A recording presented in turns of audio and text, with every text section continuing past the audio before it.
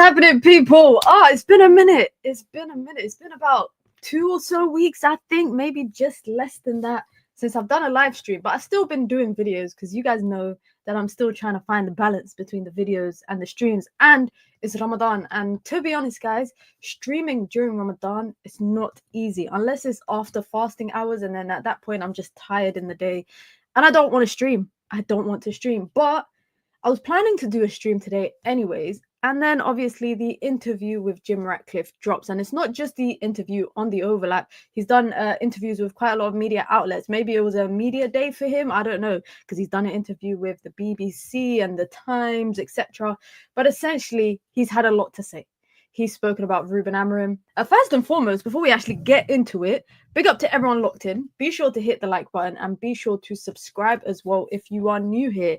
But as I said, Jim Ratcliffe has said quite a bit about quite a bit of everything. He spoke about Ruben Amorim.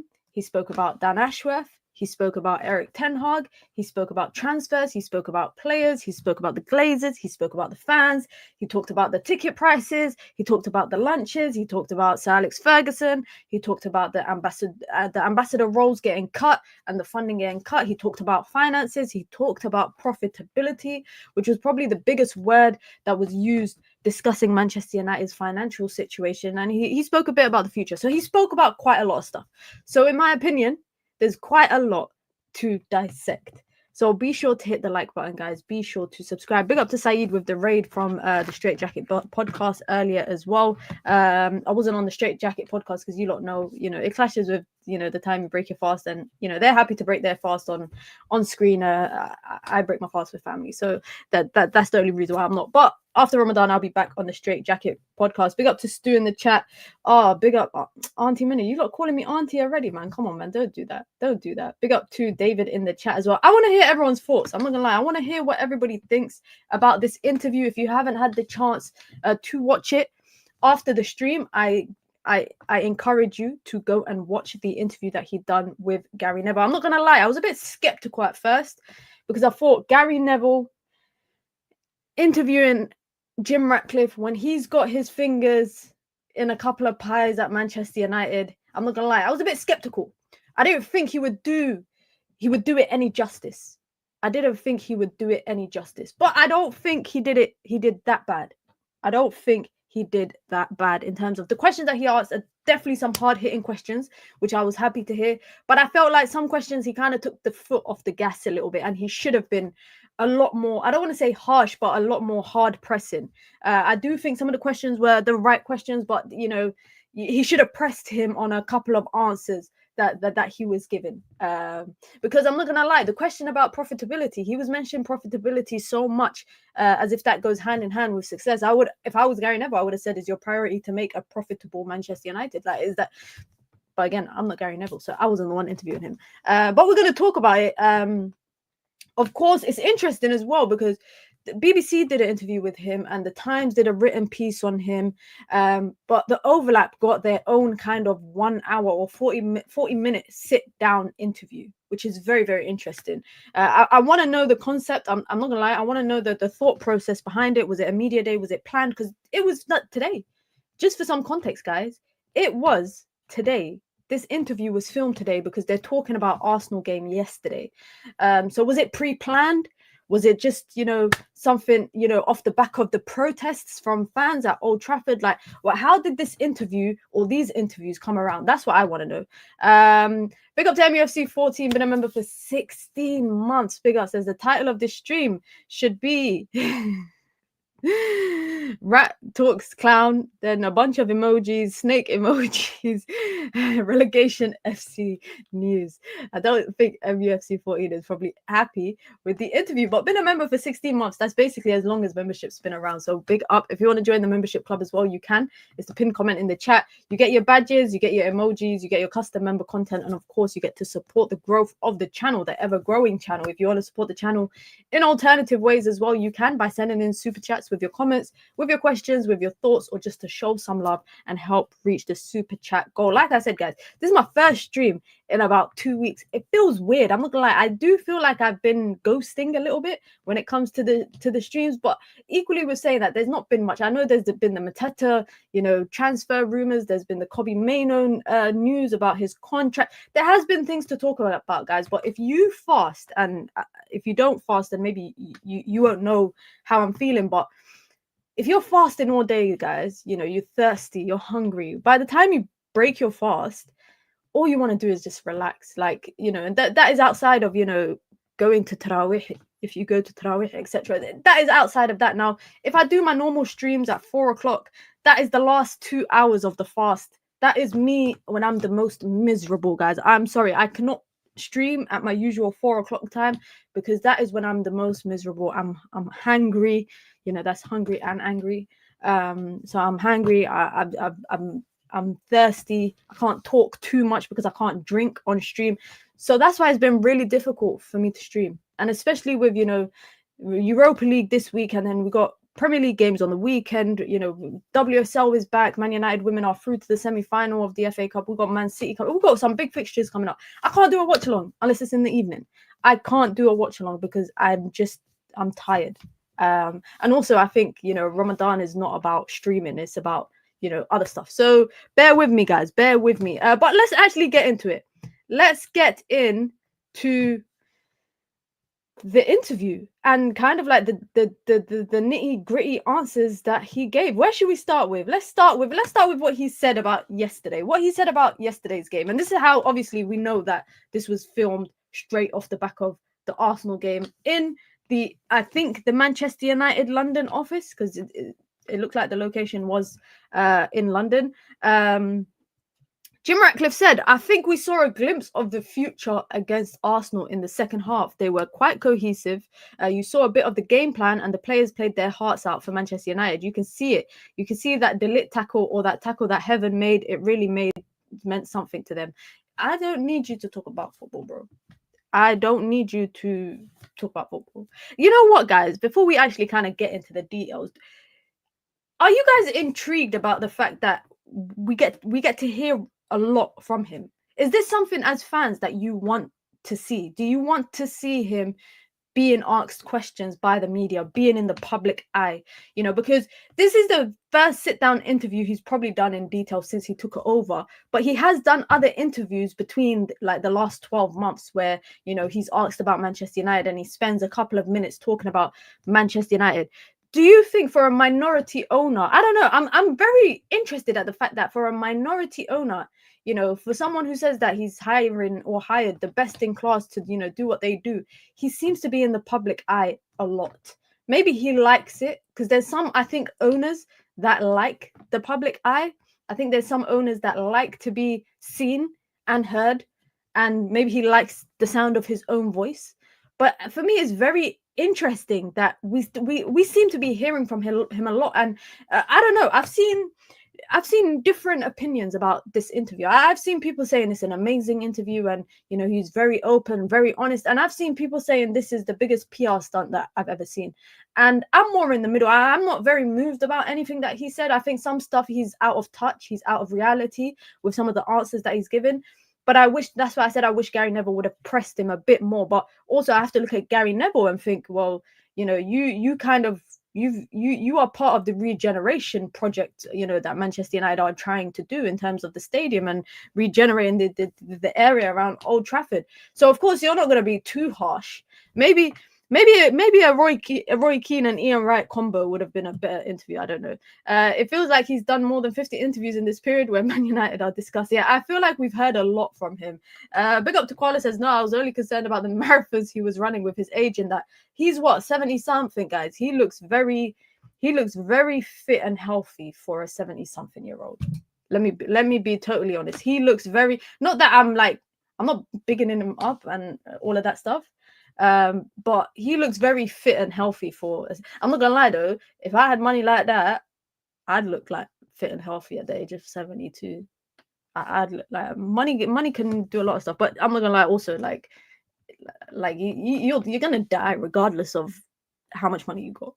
This is going down the wrong way. Let's get back to the topic. Let's get back to the topic. Big up to Chicken with the super chat, says big up Minna for still doing a late stream. Yeah, I know, man. I felt bad because I've been trying to do a stream the last couple of days, guys, and like I said, Ramadan has just not been allowing me to, which I'm not mad about it. I'm not mad about it, and I hope you lot are not mad about it too. Normal scheduling will return after Ramadan, inshallah. Big up to AOX Game, says talk about how we would be broke by Christmas. I will. I'm gonna get to that. We're gonna talk about the finance aspects of everything that he said. Big up to Wajid, said Ramadan Mubarak to you all. Been away, so catching up with everything. Big up to Wajid. I hope you're doing well. But let's talk about what he said, because he spoke about Erik ten Hag. One of the first kind of questions that he was asked was about Erik ten Hag. And you know what? I slightly respect him for this. I slightly respect him for this because he basically just said they made the wrong decision. He said, we gave Erik the benefit of the doubt and it was the wrong decision. It was an error. I think there were some mitigating circumstances in making that decision. But at the end of the day, it was the wrong decision. So I put my hands up. And he talks about the mitigating circumstances. That is, you know, the fact that the manager that they wanted. He doesn't say it, but Gary Neville answers him, you know, if the manager that you wanted was available in the summer, would you have kept Ten Hag? And he basically said no. So that's basically saying that the manager that they wanted wasn't available in the summer. He talks about the fact that, you know, Barada hadn't come in, you know, the decision makers that they hired. You know, he tries to avoid mentioning Dan Ashworth. I think he mentions him once in the interview, but basically the decision makers that they brought in weren't ready in terms of in their roles to make the decisions. But I respect the fact that he admits that it was the wrong decision. And he also goes on to say, under Erik ten Hag, it was erratic. There were some great performances. Obviously, when we won the FA Cup against Man City, other times they didn't show up. He talks about, you know, Crystal Palace, etc. You know, the latter stages of last season, which was just humiliating. And you know what? It's crazy. Maybe a broken clock is right twice a day, because I actually agree with him. Under Erik ten Hag, football was very erratic. It was a very erratic style of football. So I don't think he's too far-fetched to say that. And like I said, him saying that, you know, keeping Erik ten Hag in hindsight might have been a mistake. And I respect the fact that they probably noticed it. He also talks about, you know, the decision to part ways with Dan Ashworth and how it was either they make a decision and part ways with him, short-term pain, or they stay with him for the long term, knowing that it's not what they think it is. And basically, he didn't go into detail about the Dan Ashworth situation. Literally, if you look, I think that Dan Ashworth question was about 10 seconds long, because they've probably signed some sort of NDA where Ashworth can't talk about it and they can't talk about it. But he basically just shut the question down from Gary Neville. So he didn't really give us too much insight, but he did give us some insight into the financial situation at Manchester United. And I'm not gonna lie, guys, it's not really anything that as fans we don't know. What I liked about Gary Neville is the fact that he pressed him about the Glazers and about the fact that, you know, you're now in the firing line for the Glazers. And he basically laughed and he said, yeah, I am. He said, I'm getting a lot of flack. He said, I'm getting a lot of flack from fans. And yeah, I am in the firing line.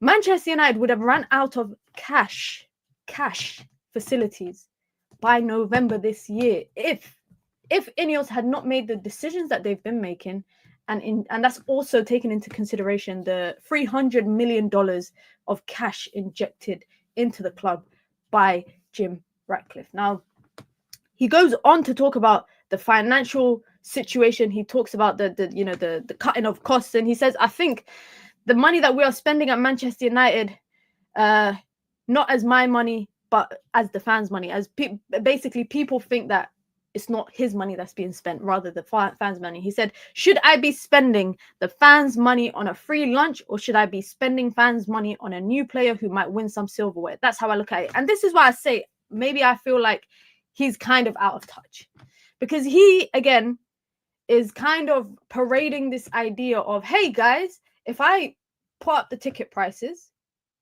would you rather me spend it on free lunch, or would you rather me spend it on new players, etc., etc.? He went on then to say, I've never had a free lunch in my career. And that's true. He probably hasn't. And I think this conversation of the whole free lunch stuff is getting. I think people are focusing on that and not on the other aspects of the financial cuts that Ineos are making. But it is a damning truth that Manchester United would have run out of cash to operate by November this year if the decisions that Ineos had made was not made. And how did Man United end up in that situation? He kind of gives by the way, an example. He gives an example by saying, if Man United's revenue has gone up by 100 million, but the costs to operate the club has gone up by 170 million, and the wage bill has gone up by 100 million, that means, the revenue increase is not covering the increase in costs, which is why Manchester United have been reporting a loss for the last 7 years straight. But you're not also taking into consideration the dividends that the Glazers are taking out of this. You're not taking into consideration that. You're not taking into consideration that the last financial year, when the Glazers decided to sell this 27% share, 27% share to Ineos and Jim Ratcliffe, all of the legal costs and the consulting costs that they accumulated from that process, they put it all on Manchester United's finances, not their own finances, but they put it as a club expense. When the Glazers were flying using a private jet to go to the FA Cup finals consecutively, costing $500,000, those are the kind of costs that are also impacting, unfortunately, the situation that Manchester United find themselves financially in. Now, I'm going to talk about what he said, because obviously he speaks about the transfer windows and the decisions made in the transfer windows, and he singles out some players, which I think is, I don't know how you lot feel about an owner singling out specific players like in an interview, but I think people really need to. This is a reality check. This is a reality check in terms of the fact that Manchester United financially are in a hole. Not like their Arsenal counterparts, not like their City counterparts, not like their Liverpool counterparts, not like any other counterparts in the Premier League. They are struggling financially with one of the highest wage bills. And because of the lack of success on the pitch, that is resulting in more financial issues. So I would have liked for him to come out, and I'm not gonna lie, I would have liked for Jim Ratcliffe to come out and say, look, we could have cut costs in XYZ, or we could have done it in XYZ. We chose to do this because of ABCD. Like some explanation and justification as to why you chose to go down the route of maybe cutting costs for the working class people and the people that are impacted on a day-to-day basis, rather than making the big hefty cuts. Like, do you guys get it? I would have liked some explanation on that. Now, he also spoke about the 300 million cash injection that I mentioned, and this was pledged when he first took over. I remember when he took over, it was pledged. And he spoke about that, and Gary Neville asked him about, where's that money gone, number one. And the fact that, he's put in 300 million cash, and the Glazers have yet to commit anything to Manchester United despite owning them for over 20 years. And he basically said all of that 300 million is now practically gone. Most of it is gone. He also spoke about, we're going to get through the finances and then I'm going to go through the comments. So make sure you lot get involved in the chat, because like I said, I really want to hear you lot's thoughts of the interview. He said in 3 years or 5 years time, Manchester United will be the most profitable club in the world. And if we go down this road of a new stadium, it will have the most iconic stadium in the world, and it will be winning silverware. Number one priority clearly for them right now is profitability. Get the club on the right path financially, which will then allow you to maybe be successful on the pitch. Is that what is being alluded? I don't know. Big up to OJ, says financially we are screwed. He spent fans' money on a sporting director who lasted 3 months. Damn, stay on that point, Minna. We are less than 12 months away from no longer existing. I think that English clubs should learn from German clubs and how fan ownership model works. You see clubs like Bayern Munich owned by fans but making $1 billion in revenue, and they also pay handsomely. That interview was bull crap. Damn. Tell us how you really feel, bro. Tell us how you really feel.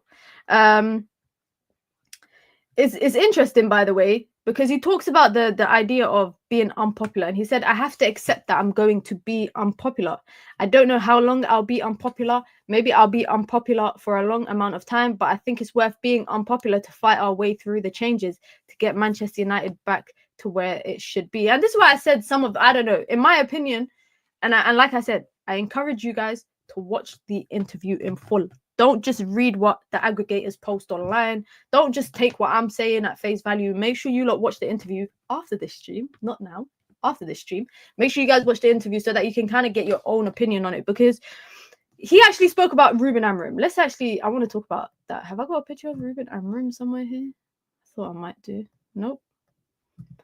Nope, I don't have a picture of Ruben Amorim. Oh, I do have a picture of Ruben Amorim. There you go. He spoke about Ruben Amorim and you know, whether he supports him and, you know, where he stands. He said, I actually look at the squad which is available to Ruben, and I think he's doing a really good job. Verbatim, guys, by the way. This is what he said. He said, I think he's doing a really good job. I think Ruben is an outstanding young manager. I really do. He's an excellent manager, and I think he'll be here for a very long time. He then went on to say something which I thought it was, the point was good, but the way that he got it across, I can't lie, was a bit But he basically spoke about why he thinks Ruben Amorim's doing well. And he said, when you look at the salaries unavailable to Manchester United right now, and he's talking about the big earners Man United have that are either out on loan or they're injured. And he named them. He named Antony. He named Sancho. He named Rashford. He named Mount. He said, he basically said Mount, who hasn't played much in 2 years. Then Luke Shaw. He mentioned Luke Shaw. He said, if you take out those players from the squad and you look at the wage bill that's left over, Amorim is performing exactly like the wage bill would expect. Mid-table team. I thought, okay. Then he said, like Nottingham Forest and Everton. And that's where he lost me. Because, again, some people disagree with me on Twitter right now because I tweeted about it. I said that, you know, Nottingham Forest is despite the fact that people might have their reservations about them, but they invested well. They invested well and they have a good coach. They didn't magically get to be in third place, but he pointed them out as a mid-table team based on their wage bill, even though they're not mid-table.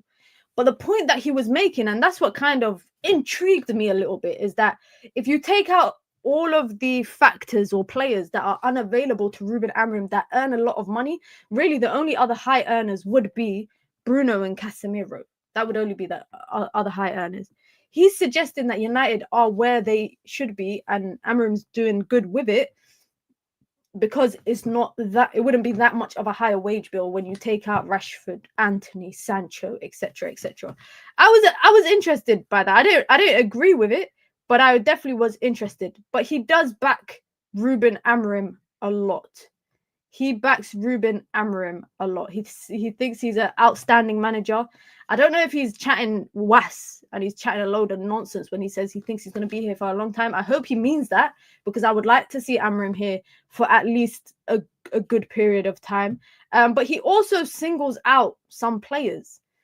He talks about how they inherited and that makes it sound like a burden. That's why I'm mentioning it, because it does make it sound a little bit like these players are a burden. He mentions Rasmus Hojlund. He mentions Onana. He mentions these players that they, quotation mark, inherited from the previous regime, from the previous ownership. I want to get the exact word for word quote that he said, because I don't want to misquote him.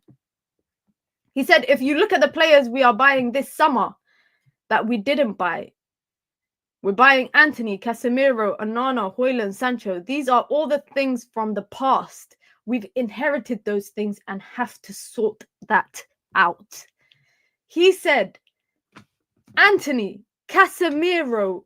I mean, we've all known that from day dot. He never liked Casemiro signing, right? I think that's one thing that I know for sure. But now he says Antony, Onana, Hojlund, Sancho. These are all things from the past. We've inherited those things and have to sort that out. If that's him alluding to the idea that these men are mistakes that they need to solve, then boy, damn. I mean, the thing is, guys, you know what's crazy is that I don't disagree with him. And that's why I said even a broken clock is right twice a day, because some of the things he mentions, he's talking in a way that I kind of agree. He's talking about the wages. I don't think he's solely talking about the wages. Onana don't earn as much as like Bruno and Casemiro and them. But they were big. Maybe he's talking about, you know, them being big transfers, because Sancho was a big transfer. I'm talking about transfer fee. Hojlund was a big transfer fee. Anthony was a big transfer fee. Casemiro is a big transfer fee. Onana for a goalkeeper at the time, and you know, the fact that I don't think United have got their money's worth, that was a big transfer fee. So maybe he's talking about the value of their transfer and what they've offered to the team. He never really mentioned anyone that they're going to sell, but he did say that Erik ten Hag had involvement with the last transfer window. He didn't say it was, you know, solely Erik ten Hag. He said that they work together. It's a group of them. Again, he's heavily involved and this is what I'm just like, for somebody who said that they're gonna bring in the best in class and the football brains. You are quite involved. You're involved in the decision of, you know, the keeping the manager in Erik ten Hag. You're involved in the transfer window and the players that you're bringing in. You're involved with the sacking of them. Like, you're quite involved, and I'm curious to know if that's a good idea or not. Because if you look at other owners of clubs, right? But I never hear who is it that owns Arsenal? The Cronkies? I'd never hear them talking. Maybe it's British media bias and, you know, it's accessibility. I don't know. Roman Abramovich, the guy, I never heard him speak. I never heard him speak in the public eye. The guy that owns Nottingham Forest, the Greek guy, never hear him doing interviews unless it's Sky Sports stopping him like outside of the stadium for like a quick 20-second interview. I never see him doing sit-down interviews every couple of months. Who else? The City owners. To be frank, we never heard the Glazers speak either, Minna. And this is my question to you guys. Do you guys feel, do you think this is the right way to do stuff, basically? Do you like hearing from him? Do you like the interviews? Do you like being the transparency, if you want to call that, the accountability, if you want to call it that? Do you like that? Or do you think sometimes just shut up and do your job? Like, what is the balance? What's the right balance, I think, between talking too much and not talking a lot? Because it's true, when the Glazers own Man United, and they still do own Manchester United, the fact that you never heard from them frustrated fans. It is true. That is true. Let me see what you lot are saying. Yeah, this is the right way. As long as what he says and promises to do happens, is fine by me. I hear it.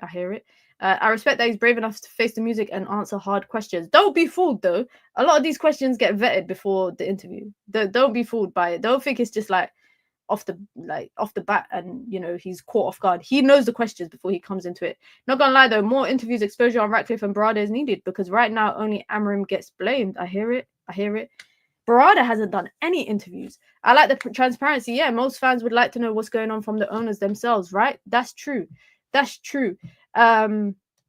Interesting.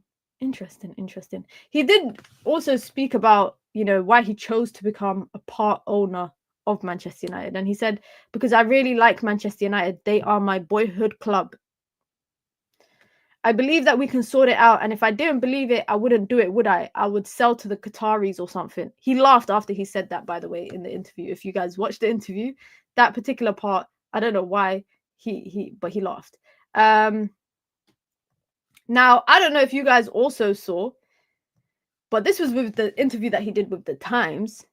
He said that Manchester, like some of the job cuts, he said basically it was needed because they found out that Manchester United was hiring a body language consultant, paying them 175,000 a year. I could be a body language. If you're going to pay me 175 racks, yeah, I would be a body language consultant. What, you want me to tell you when someone's, you know, looking grumpy? Oh yeah, look at the way that their shoulders are. Yeah, be flipping for real. Maybe in them instances, I'm like, okay, cool. Them people gotta go. 175 racks for somebody to tell you, oh yeah, that person, yeah, you need to stand up straight in interviews. Sit up straight, sit up straight, back straight, back straight. Yeah. Put your shoulders, yeah, shoulders like that. Yeah. That's what 175 racks for that. Well, like, you could pay me £200 a day, I'll do it. I'd be a body language consultant. Clearly, there was some jobs that was flying around, and it made no sense. It made no sense. One question that I'm not gonna lie, that I did appreciate that he asked, that what's his name? Gary Neville asked, was about the Glazers and the debt, right? And he basically said, in terms of, and nothing to show for it. Nah, facts. How are you paying someone 175k and you still got Garnacho walking off the pitch angry? What are they what body are they consulting on? Like, seriously, what were they doing? But anyways, Gary Neville did ask him about the debt situation at Manchester United. And it's really interesting when you put it into perspective like this, yeah? The Glazers took over, what, 780 something million they paid for on leveraged debt they paid for the club. And they allocated about 780 million of that against the club. Since they did that, they pay 35 to 40 million a year just on interest alone, which means in the 20 years that the Glazers have owned Manchester United, they've nearly spent as much on interest payments that they have on the leveraged debt that they use to buy the club. So that means the debt has doubled, in half of it in the form of interest that they've been paying year on year, and then the leveraged debt that just been sitting there on their balance sheet. Now, I am disappointed in Gary. The reason why I said I was disappointed, I wish Gary Neville pressed him a bit more about the situation of the debt and the fact that the Glazers haven't invested nothing into the club, and the fact that, you know, you've come in as a minority owner, you've invested 300 million, and that cash is already gone. That just shows you how badly financed the team is. On top of that, they're taking out over 200 million in dividends. You should have asked, is those dividends going to continue? Because the whole argument is Man United is not profitable. They've been making a loss for 7 years. Yes, and the Glazers have been taking dividends for 7 years. You can still... So the fact that they've still been taking dividends when they've been reporting a loss, it would have been a perfect opportunity to ask him, are they going to take dividends this year? Because then what's the point of you cutting costs? You know, canteen lady got to go, and the free sandwiches got to go, and this person got to lose their job, and the stewards can't get a £50 gift card. All of that. What's the point of cutting all those costs and shiny new toy syndrome in terms of, hey, here's a new stadium we're going to build, and the government's going to regenerate the whole area around the stadium area, so we're going to have a 100k capacity stadium, but the Glazers are still taking dividends. I would have liked Gary Neville to ask that question, because that would have put, I think, that would have put him in the hot seat, because he did feel, I'm not gonna lie, he did feel uncomfortable with some of the questions. And I'm not a body language expert. I'm not a body language expert, guys, but some of the questions I could see he was getting a bit annoyed with the way that Gary Neville was pressing on it. And a lot of the questions were around finances. A lot of the questions were around cost cutting. But Gary Neville, every time he would talk about this idea of cutting costs and the profitability, he's reminding everyone, hey, we're trying to build a new stadium, so we're going to be profitable. Number one, let me ask you a little question. Do you guys, because I think he's equating profitability to success on the pitch. You know, the better you're doing financially, you know, you can buy more players, you can spend more on the club, hopefully win silverware. Do fans care if the club is profitable? That's my question to you guys. Because I've seen some people talking about, oh, look, Man United fans, 1 minute they're doctors and researching medical problems, and next minute they're accountants, you know, talking about profitability and finances. Some of us are qualified to speak about that. We are qualified. But I also don't think fans, your everyday fan, your match day going fan, I was at Old Trafford yesterday. I guarantee you the people sitting next to me don't care whether the club is profitable or not. They just want to see the club succeed. And I think what Ratcliffe is trying to do is trying to equate the two and say they go hand in hand together. Glazers need to be removed. Genuinely, I agree. Man United will not be a success as long as the Glazers continue to take from the club. And that's why I'm so happy that Gary Neville basically told Ratcliffe, you have basically put yourself in the firing line for the Glazers. You're under a lot of criticism. And he knows that. He then spoke about the protest, just quickly on the protest. He said, he's basically talking about the fact that fans have a right to protest. Fans have every right to protest and, you know, being faithful supporters, and the fact that, you know, the season ticket holders, their opinions matter the most, etc, etc. But again, he's not really justifying or explaining the thought process behind all of that. I care about being profitable to a point we aren't in trouble. Otherwise, I care more about success. I think most fans feel the same. I think your everyday match day going fan, football fans, nobody wants to sit there and flip and read a balance sheet. Nobody wants to do that unless you're a loser like me. Nobody wants to sit there and read a profit and loss statement and be like, oh my God, your salary, your annual salary is this much percentage of your revenue. Wow, nobody wants to do that. People want to watch football and enjoy watching their team. But I think now it seems like being a modern day fan, you have to talk about all those aspects that contribute to the issues of the pitch. Sports is not rocket science. The success and profits go hand in hand. United has the worldwide following because of the success on the field from the 90s and 2000s. Money follows them behind. If he sells naming rights and as an excuse to fund a rebuild, I won't be mad, but this could have been prevented if we had better owners. I'm not going to lie, guys. If he was to sell the naming rights of the stadium, I'm sorry, but Old Trafford's always going to be the Old Trafford. It's always going to be Old Trafford to me. It's always going to be Old Trafford. Now, I'm not going to lie. I know it doesn't matter, right? I know my opinion doesn't matter. But if he was to get someone like Elon Musk to invest in the club, I'm looking at him sideways. If he was to get Elon Musk, imagine the stadium's called flipping Tesla ground or some nonsense like that. What else does Elon Musk own? Sorry, he owns X. What if it was called Grok? That's the AI thing on Twitter?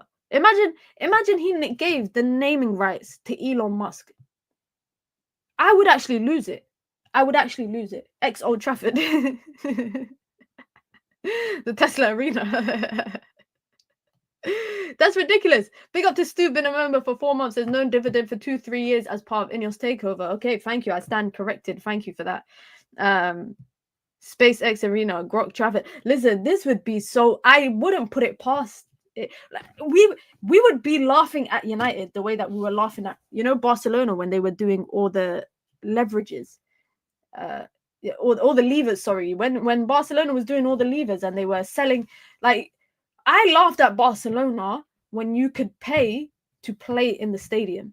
Until the other day, I was on the Manchester United website and I saw that you can pay, guys, £250 to play at Old Trafford. Let me see if I can bring it up on you. I was so shocked. I could not believe it. Wallahi, I was flabbergasted. I was bamboozled. I was hoodwinked. £200. This is the desperation for money. Ugh. Let me see. Let me see if I can still show you lot here. All right, special events. There you go. Yeah, so look at this. £225 to play at Old Trafford, guys. £225 to pay at Old Trafford. I couldn't believe it. Money have to make, they said. They said we need to make money. 225 quid, I'm rolling in with my mates. That's for one person. So if me and my family Say I got a family of 11, which I do. I got a big family. I could easily book Old Trafford. Oh my God, I could book Old Trafford and easily have an 11-a-side match between me and my cousins and my siblings. Easily. But we'd all have to pay £225. And you know what's funny? Over 65 and under 16s don't even get a discount. Everybody has to pay the same price. Everybody has to pay the same price. If Barca didn't take that sponsorship, they would have gone under Minna. It's desperation, and it was for the better of the team. I mean, look where it's gotten them. They're on course to potentially do a quadruple.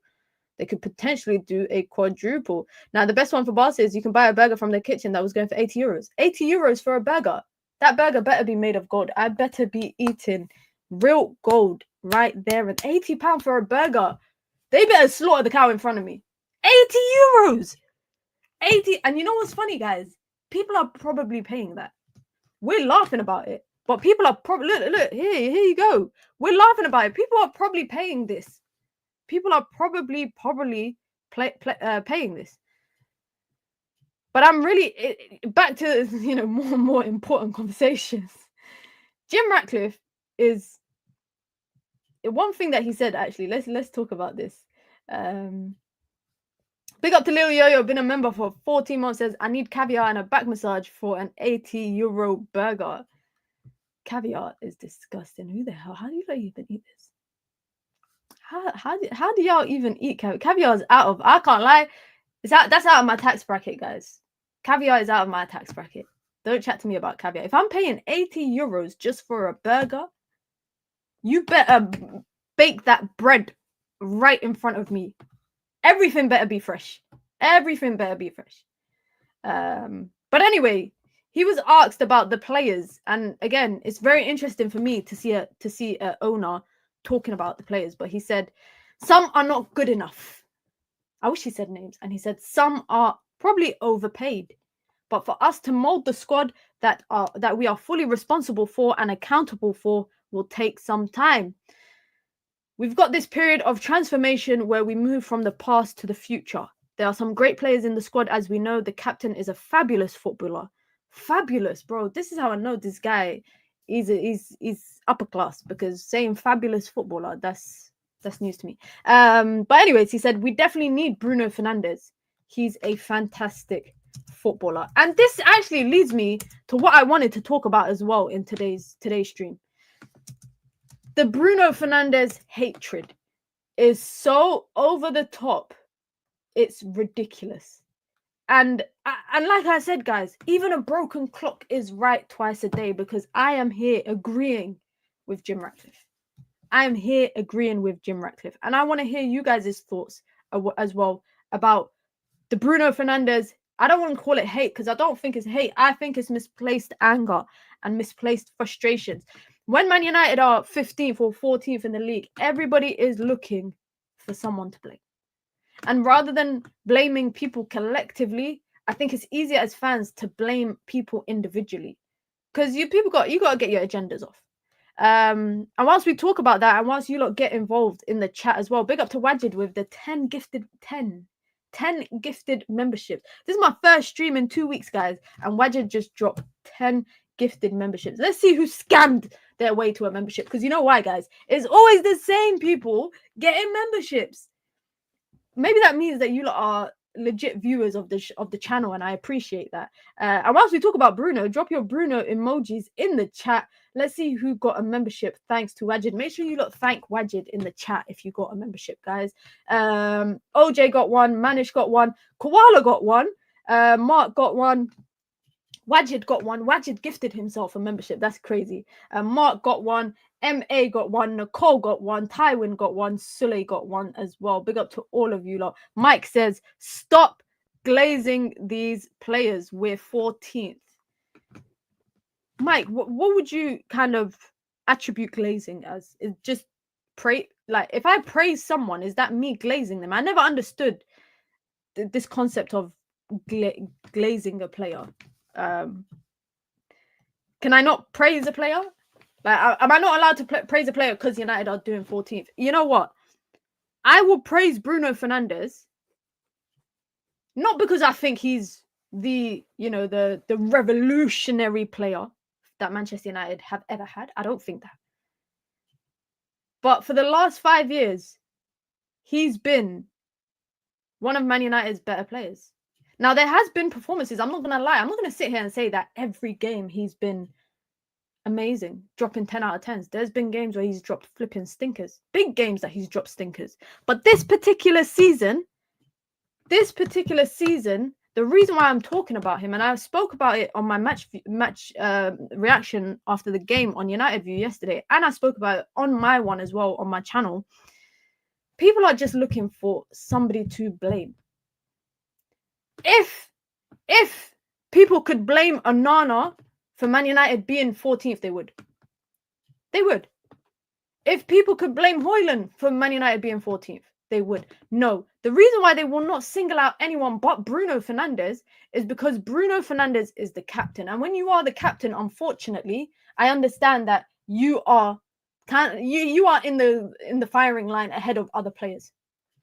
But there has been games individually where Bruno Fernandes has pulled United through. Multiple games. In the last couple of months, I could mention multiple games that he's done. In the last couple of weeks, I could mention it. He has pulled United through. And this is the thing. This is the problem, right? Because the second that he drops a stinker, in my opinion, when you drop a stinker, it's the responsibilities of your teammates to bail you out. But because United suck this season, who's going to bail him out? No one. No one's going to bail him out. And then the cycle continues. The conversation continues. I think this criticism of Bruno Fernandes is misplaced. This season, United have a lot of problems. And I don't think Bruno Fernandes is one of them. I don't. Simple as. Yesterday, I was at Old Trafford. I watched Odegaard and Bruno ended that conversation of who's better yesterday for me. It shouldn't have been a conversation. I think it's a conversation that's been dragged out because Arsenal have been performing very well the last couple of seasons. But I don't think it needs to be a conversation after yesterday. When Roy Keane, the thing is with the Roy Keane thing and the Bruno Fernandes thing, it's very interesting to me that I think Roy Keane is holding players to a standard at Manchester United that doesn't exist anymore. That's the harsh truth. That's the harsh truth. Roy Keane cannot accept the fact that Manchester United are not in a good position anymore because he was part of a successful Manchester United, a flourishing Manchester United, a Manchester United that was winning multiple titles, etc., etc. It's very difficult, in my opinion, for ex-players to accept where Manchester United are this season. And I feel the same way as well. It's very difficult for me to accept where Manchester United are now and the reality of where they are now. Because I was lucky, like I said, I grew up going to school, going to high school, etc. Man United just won a double. They just won the Premier League and then Champions League. I was walking to school, no one could talk to me. I was going to Duxi, or if you lot know, like Islamic classes on the weekend. We're talking about football. No one could talk to me because my team just won Champions League and Premier League. I'm going to football on the weekends or in the evenings. No one could chat to me. I'm wearing my Man United shirt. It's not embarrassing to be a United fan. I was lucky to grow up in that era. But Man United are not that anymore. And just like Roy Keane maybe has a tough time accepting it, so do I as a fan. But the misplaced dislike and anger for Bruno is wild. It's wild for me. Time and time again, he's bailed Manchester United out. Consistently available. He's played more games, if I'm not wrong, or near enough to the same number of games that Luke Shaw has played. And Luke Shaw has been here for 10 years. For 10 years, he's been here. I don't know, man. Let me know what you lot think about this whole Bruno thing. I like Odegaard, but he's a decent player. Nothing more, nothing less. He's not the game changer or box office that Ozil and Cazorla was. I don't know how. I remember seeing a start bench sell. I can't remember where it was. I remember seeing a start bench sell, and I think I saw someone like start Odegaard and bench Ozil. I couldn't believe it. I was like, what? Roy Keane is like those Asian African parents who compare their kids to others who are top performers at school, university. No, I don't think it's like that. I think Roy Keane is like, he's like that. Your parents, if you're an ethnic person, Like, for example, me, I work in football, content creator, all of that. Yeah. I, feature on TV sometimes, and I get to work with brands, and I get to do fun stuff, play games, make videos, all of that stuff. I've got a cousin that's a barrister. And I know my parents sometimes are probably like, look at your cousin who's a barrister. It's basically the same thing. Me and my cousin are two different generations. She shout out to her because she worked very hard to get to where she is. Yeah. One of my favorite cousins. But I grew up in the time of technology and, the fact that you can, the idea of a content creator to her when she was probably, my age was probably wild. It's like, what the hell? How are you making a living off of just talking to a camera and talking to people online? But it's basically like that. You don't realize times have changed. Let me see what else you lot are saying. Big up to Staffy in the chat. Staffy, what do you think of Casemiro's performance yesterday, my friend? Mike says, I think Bruno's not that guy. This is not who's going to captain you to a league title. Sorry, Mike, are you a United fan? This season, because you just said captain you to a league. So I don't know if you're saying me or just generally speaking. This season, Bruno cost us more than he ever provided with that hoofball set piece merchant. You know what is interesting? It's a valid point that Mike makes, because look at the couple of goals that Manchester United have conceded in the last month or two. Some of those goals are coming from erratic passes from Bruno. Some of them are coming from, again, but that's why I say, when you continuously pull your team out of the mud, when you F up, it's down to your teammates to do that for you, to pull the team through. And they can't. Defensively, United haven't been able to do that. So today, if Bruno misplaces a pass, right, and say a poor back pass, he can't count on Onana to make a good save one-on-one. Like, that's the harsh truth. Whereas I think when Man United are chasing a goal, I do feel like teammates can look to Bruno to be like, come on, man, bring out your magic wand and make something magic for me. Rasmus almost ruined my dad's fasting yesterday. I can't lie. I was at the game yesterday, guys, and I was so happy it was time to break fast by the time Rasmus came on. Well, like that, Rasmus is...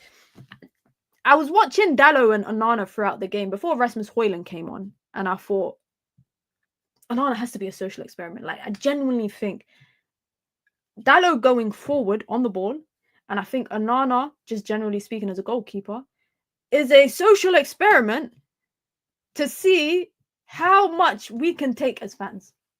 And what's the straw that broke the camel's back? What's going to be the straw that breaks the camel's back? Because then Hojlund came on, and I thought, this is the straw that broke the camel's back. This is it. Hojlund is the straw. But also, with saying that, I see a player that is so low on confidence. Like, the Old Trafford crowd, guys, is crazy. The last time I went to Old Trafford, they were not happy to see Xerxes on the pitch. And this time, and it was a couple of months ago when I went to Old Trafford. So obviously a lot has changed now, because everyone was applauding, clapping him off. Hojlund came on. The people next to me, shout out to the people next to me. They were just like, oh, for flip's sake, why doesn't Amorim bring on Chido? Why are they bringing on Hojlund? Why is he bringing on Hojlund? And I thought, come on, man, let's at least get a chance. And then, we can throw our toys out of the pram. And then that chance landed to him. And I just thought, that is how I know he is a player low on confidence. Like, for me, that just confirmed he is low on confidence, because like I said in my match reaction after the game, in that position you just have to smash it. Don't even take a touch. But his touch was so heavy, his initial touch is so heavy, he has to readjust himself. By that point, Declan Rice has put a foot in. He's put a foot in. And I actually think Man United are going to sell him in the summer. I don't know if you lot agree. Let me know. Let me know if you lot agree in the chat. But I think that Man United will sell Rasmus Hojlund in the summer. Because I don't think... Like, I look at Aiden Heaven, for example, or Chido, or, I look at them and I can see the fundamentals of what you're working with. I can't see shit with Hojlund. Excuse my language. I shouldn't even say the S word. I can't see nothing when it comes to Hojlund. But then I'm thinking, I saw a player in him last season. So what has happened in the last 12 months that has, completely changed his trajectory. What has changed? 12 months ago, there was a player inside him, not maybe to a, Lewandowski level, but a decent level. But now I cannot see any player in him in terms of potential. That he possibly has. I can't see it. And it is really unfortunate. I can't lie. It is very, very sad. But I do, like I said, I really do think Manchester United will sell Hojlund in the summer. By the way, Ratcliffe was asked about the young players, and particularly Mainoo and Garnacho, being up for sale, or whether they'd be up for sale due to the financial situation at United. And he said, no, we will not be selling players because of the state we are in financially. The club has got bloated, so we reduced that and we'll finish it with a lean and efficient organization. That's how we will address the cost. The player decisions will all be focused on how we are going to improve performance. That's all. So he's basically saying we will not sell because of the financial situation. We will sell basically on what's needed for the team. And that's really interesting to me because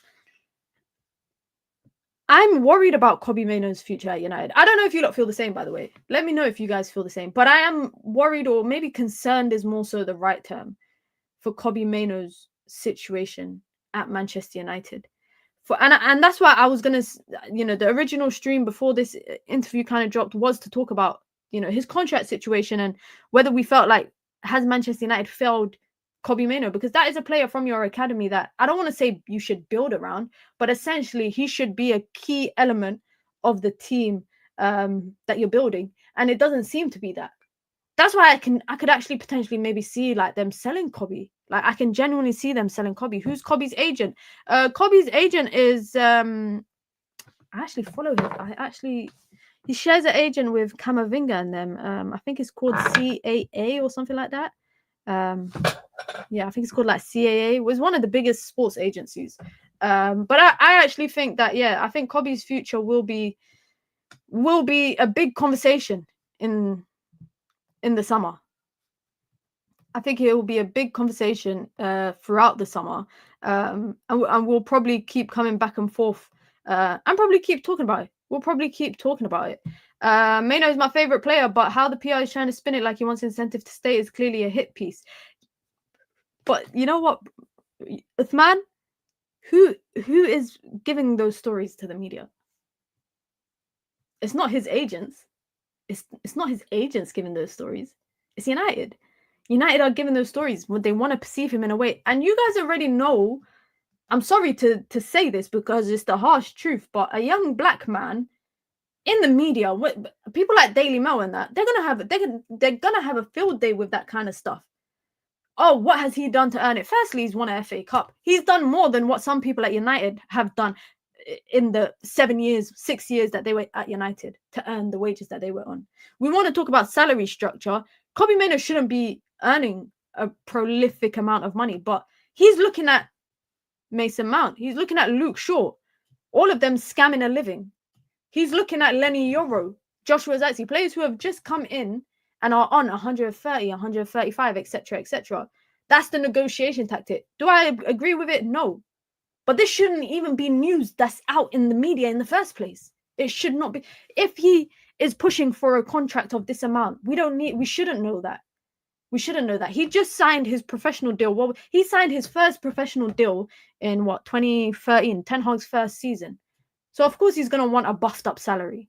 Of course he's going to want a buffed up salary. But I do have a strong feeling. That Kobbie, they might look to sell Kobbie in the summer. And that's not me saying I want them to sell him. I don't. But I do have a strong feeling that they might look to sell him. Because sometimes I look at this system and I think, where is he going to get consistent playing time? Because this is key. Like, this is a key stage of his development. Consistent playing time is the most important thing. And if he's not getting that, I don't know. Maybe there might be some truth to him potentially leaving. I don't know, man. Let me know your thoughts down below, guys. Be sure to hit the like button. We've got over 70 people here consistently. But we ain't even got 70 likes. We ain't even got 70 likes. I'm not going to do a live stream ever again, guys. I'm joking, no. But be sure to hit the like button if you haven't, man. You already know the rules, man. You come in, you wipe your feet, say hi to everyone in the chat, get involved in the conversation and you hit. And by the way, guys, shout out to EA Sports because they sent me a new card, guys. They sent me a new card, guys. Do you like it? If you are enjoying Ultimate Team, let me know if you've packed anybody good in Ultimate in Foot Birthday. Basically, who gave you why are you hating, man? Why are you hating? Basically, they sent me the card with my picture on it, and then they send me the stickers for all the stats. And this was my own one. Let me show you. This was my own card that I did. I was 99 everything, but I couldn't do 99 for this. So I had to kind of like pick wisely. So I don't know, man. Which card do you lot thinking is better? This one here is me in my prime, and then this one is me like aging. This is me aging. But shout out to EA Sports for sending me this, and they sent me a really sick football shirt as well, Ultimate Team Foot Birthday one as well. But this card, guys, is so heavy. I'm not even joking. Look, ouch! It's so heavy. It is so heavy, guys. I'm not even joking.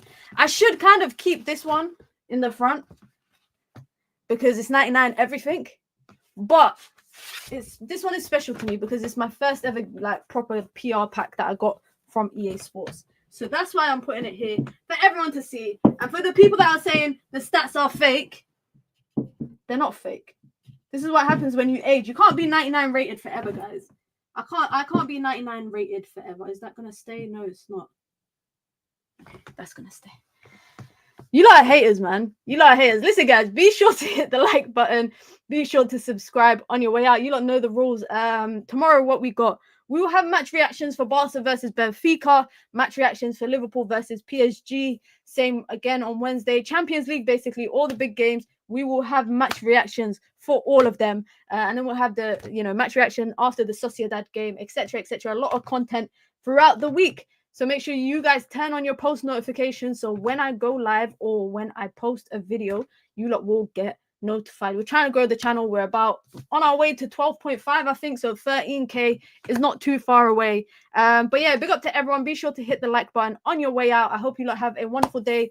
I hope Ramadan is going good for you lot as well. I can't believe we just finished, day 10? We're on our way to day 11 now. It's flying by. Ramadan is flying by. But yeah, hit the like button. You lot are haters. All of you lot in the chat, I'm ignoring you guys. Just hit the like button on your way out, guys. Have a great one. I'm out. Peace.